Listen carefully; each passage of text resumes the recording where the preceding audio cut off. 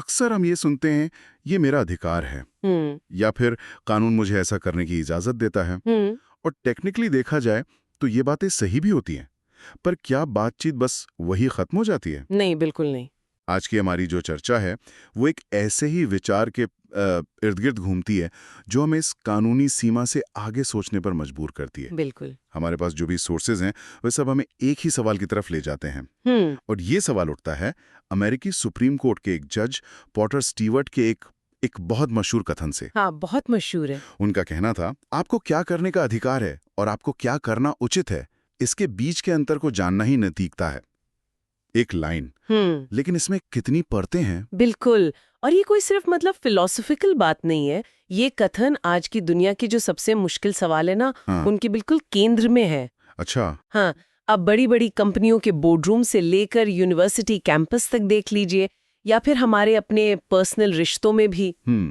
तो हमारा मिशन यही है कि इस एक लाइन को एक टूल की तरह इस्तेमाल करें और देखें कि ये असल दुनिया की उलझनों को सुलझाने में हमारी कैसे मदद कर सकती है। चलिए फिर शुरू करते हैं। अधिकार और उचित, इन दो शब्दों के बीच का जो तनाव है वो असल में है क्या? ज्यादातर लोग जब अधिकार की बात करते हैं तो उनका मतलब कानूनी अधिकारों से होता है ना? हाँ, बिल्कुल। जो संविधान या कानून हमें देता है, और वो बहुत जरूरी है। जरूरी तो है, हाँ। अधिकार एक बेसलाइन है, एक तरह की जमीन है जो समाज हमें देता है। ये हमें किसी भी मनमानी से बचाते हैं। जैसे अगर आपके पास वोट देने का अधिकार है तो कोई आपको रोक नहीं सकता। अगर आपके पास अपनी बात कहने का अधिकार है तो आप कह सकते हैं। ये एक सेफ्टी नेट जैसा है। ये वो न्यूनतम स्तर है जिसके नीचे समाज को नहीं गिरना चाहिए। न्यूनतम स्तर, ये दिलचस्प है। तो मतलब कानून हमें सबसे बुरा बर्ताव करने से रोकता है, लेकिन ये हमें सबसे अच्छा बर्ताव करने के लिए नहीं कहता। एग्जैक्टली। कानून एक फ्लोर बनाता है, सीलिंग नहीं। Floor, not a ceiling, right. और यहीं पर स्टीवर्ट के कथन का दूसरा हिस्सा आता है, आपको क्या करना उचित है। ये जो उचित है या the right thing to do, ये कानून के दायरे से बाहर की चीज है। इसमें नैतिकता, सहानुभूति और हमारे कामों का दूसरों पर क्या असर होगा, ये सब सोचना शामिल है। तो ये सवाल सिर्फ ये नहीं है कि क्या मैं ये कर सकता हूँ? नहीं, सवाल ये है क्या मुझे ये करना चाहिए। ठीक है, तो इस थ्योरी को एक असली दुनिया की कसौटी पर परखते हैं। मान लीजिए एक फार्मा कंपनी है। ओके। वो एक जान बचाने वाली दवा बनाती है। उसे उस दवा पर 20 साल का पेटेंट मिलता है। ये उसका कानूनी अधिकार है। हाँ, बिल्कुल। अब वो कंपनी उस दवा की कीमत इतनी ज्यादा रखती है कि आम आदमी उसे खरीद ही नहीं सकता। अब कंपनी कानून के हिसाब से कुछ गलत भी नहीं कर रही। सही बात है, वो अपने अधिकार का इस्तेमाल कर रही है। हाँ, पर क्या ये उचित है? ये एक परफेक्ट केस स्टडी है, क्योंकि ये हमें सीधे उस ग्रे एरिया में ले जाती है जहां नैतिकता बसती है। यहाँ पर दो क्लासिक नैतिक फ्रेमवर्क्स जो है वो आपस में टकराते हैं। एक है उपयोगितावाद या यूटिलिटेरियनिज्म। उपयोगितावाद, हाँ, ये कहता है कि उचित वो है जिससे ज्यादा लोगों का सबसे ज्यादा भला हो। तो इस नजरिए से देखें तो दवा की कीमत कम करना उचित होगा ताकि हजारों जानें बच सकें। लेकिन कंपनी का भी तो एक पॉइंट है। वो कह सकती है कि भाई हमारी रिसर्च में अरबों डॉलर लगे हैं। अगर हम मुनाफा नहीं कमाएंगे तो अगली बार कोई भी कंपनी नई दवा खोजने में पैसा क्यों लगाएगी? ये भी तो एक तरह से ज्यादा लोगों के भले की ही बात हुई, बस लॉन्ग टर्म में। और ये हमें दूसरे फ्रेमवर्क पर ले आता है, कर्तव्य शास्त्र या डिओन्टोलॉजी। ओके। ये नतीजों पर नहीं बल्कि कर्तव्यों और नियमों पर जोर देता है। इस नजरिए से कंपनी का कर्तव्य अपने शेयर होल्डर्स के प्रति है, मुनाफा कमाना है। आविष्कारक का अपनी बौद्धिक संपदा पर अधिकार है। तो यहाँ उचित क्या है, इसका जवाब इतना सीधा नहीं है। अच्छा। और स्टीवर्ट यही कह रहे हैं, नैतिकता इस सीधे जवाब में नहीं है, बल्कि ये जानने में है कि यहाँ एक सवाल मौजूद है, एक तनाव मौजूद है।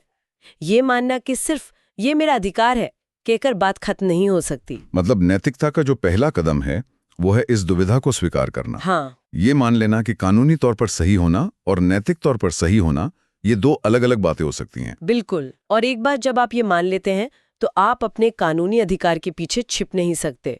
तब आपको अपने फैसले को नैतिक रूप से भी डिफेंड करना पड़ता है। आप ये नहीं कह सकते कि हम तो बस कानून का पालन कर रहे थे।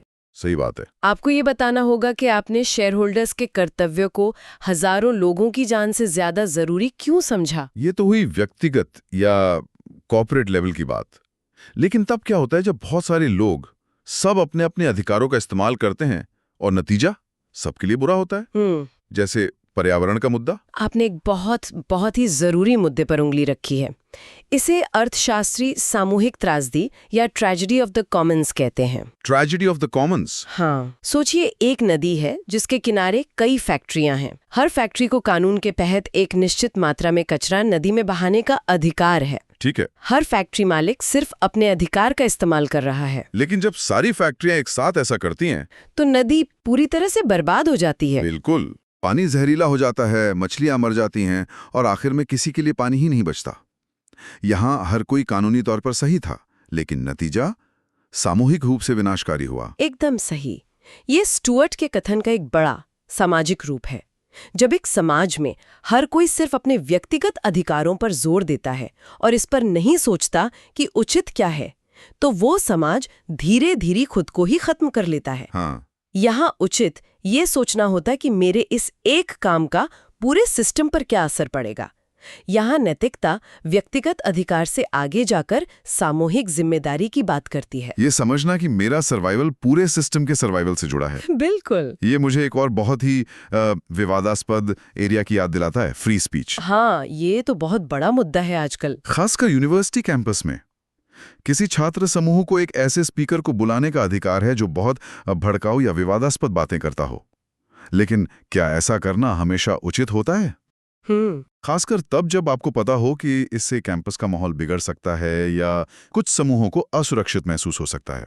ये आज के सबसे मुश्किल सवालों में से एक है, क्योंकि यहाँ एक अधिकार दूसरे के एहसास से टकरा रहा है। सही है। यहाँ उचित क्या है ये तय करना बहुत मुश्किल है, और शायद इसी तरह की स्थितियों के लिए दार्शनिक जॉन रॉल्स ने एक बहुत दिलचस्प मानसिक प्रयोग, एक थॉट एक्सपेरिमेंट दिया था। अच्छा। जिसे वो अज्ञानता का पर्दा या वेल ऑफ इग्नोरेंस कहते हैं। अज्ञानता का पर्दा, ये क्या है? रॉल्स कहते हैं कि कोई भी नियम बनाने से पहले कल्पना कीजिए कि आप एक पर्दे के पीछे हैं। ओके। आपको ये नहीं पता कि समाज में आपका स्थान क्या होगा। आप वो विवादास्पद स्पीकर भी हो सकते हैं या वो छात्र जो उसकी बातों से आहत हो रहा है। आप यूनिवर्सिटी के प्रेसिडेंट भी हो सकते हैं या कैंपस का सिक्योरिटी गार्ड। आपको अपनी जाति, धर्म, लिंग कुछ नहीं पता। अच्छा, तो इस अज्ञानता की स्थिति में आप ऐसा नियम बनाने की कोशिश करेंगे जो सबके लिए सबसे ज्यादा निष्पक्ष हो। बिल्कुल। क्योंकि नियम बनने के बाद आप खुद को किसी भी भूमिका में पा सकते हैं। एग्जैक्टली। तो अज्ञानता के पर्दे के पीछे से आप फ्री स्पीच पर क्या नियम बनाएंगे?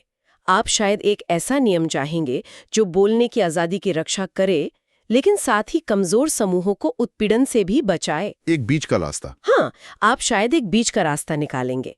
ये टूल आपको अपने व्यक्तिगत अधिकार के नजरिए से बाहर निकालकर एक ज्यादा निष्पक्ष और उचित समाधान की तरफ ले जाता है। ये आपको दूसरों के जूते में पैर रखकर सोचने पे मजबूर करता है। बिल्कुल। एक मिनट, यहाँ मैं थोड़ा सा उलझ गया हूँ। स्टुअर्ट कहते हैं कि नैतिकता इस अंतर को जानने में है। अब हमने इतने सारे टूल्स और फ्रेमवर्क की बात की, यूटिलिटावाद, कर्तव्य शास्त्र या ज्ञानता का पर्दा, ये सब तो उचित क्या है ये तय करने के तरीके हैं। सही है। लेकिन क्या सिर्फ ये जान लेना कि अधिकार और उचित में फर्क है, क्या ये काफी है? मान लीजिए उस फार्मा कंपनी के सीईओ को ये सब पता है। वो इस अंतर को बखूबी जानते हैं, लेकिन फिर भी वो मुनाफे को चुनते हैं। तो क्या स्टीवर्ट के हिसाब से वो नैतिक हैं क्योंकि वो जानते हैं? ये एक बहुत ही गहरा और जरूरी सवाल है, और मेरे ख्याल से स्टीवर्ट का पॉइंट एक्शन के बारे में उतना नहीं है जितना कि जागरूकता और जवाबदेही के बारे में है। अच्छा। उनका तर्क ये नहीं है कि जो जानता है वो हमेशा सही काम करेगा, बल्कि उनका तर्क ये है कि जो जानता है वो अब अज्ञानता का बहाना नहीं बना सकता। मतलब एक बार आपको पता चल गया कि यहाँ एक नैतिक दुविधा है, तो आप ये कहकर नहीं बच सकते कि मैं तो बस अपना काम कर रहा था या मैं तो बस कानून के हिसाब से चल रहा था। ठीक समझे। जानना पहला और सबसे मुश्किल कदम है। ये आपको एक सचेत चुनाव करने पर मजबूर करता है। हो सकता है आप फिर भी स्वार्थ या मुनाफा चुने, लेकिन अब आप ये जानते हुए चुन रहे हैं कि एक और रास्ता था जो ज्यादा उचित हो सकता था। अच्छा। और ये जानना ही आपको जवाबदेह बनाता है खुद के प्रति और समाज के प्रति।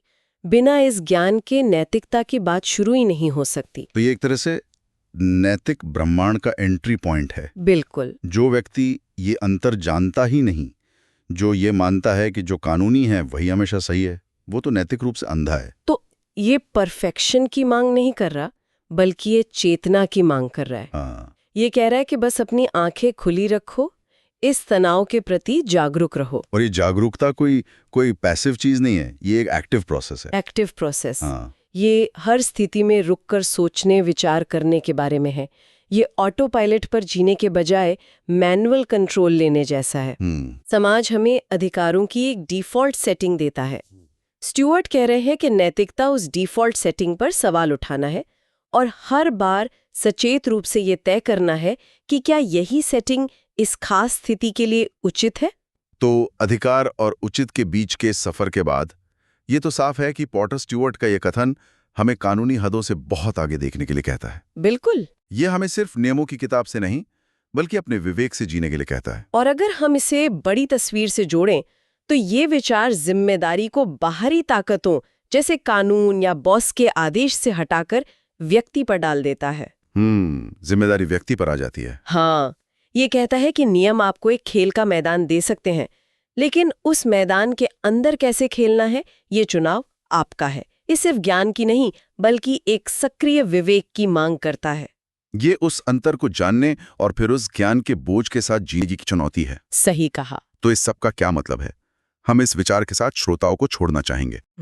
स्टुअर्ट कहते हैं कि नैतिकता इस अंतर को जानना है, लेकिन सोचने वाली बात यह है कि जब हम ये तय करने की कोशिश करते हैं कि उचित क्या है, तो हमने देखा कि उपयोगितावाद जैसा फ्रेमवर्क एक जवाब देता है और कर्तव्य शास्त्र जैसा फ्रेमवर्क दूसरा। हाँ, दोनों में टकराव है। तो क्या असली नैतिक चुनौती सिर्फ ये जानना है कि अधिकार और उचित में फर्क है, या असली चुनौती ये तय करने में है कि हम उचित को परिभाषित करने के लिए कौन सा नैतिक चश्मा पहनते हैं?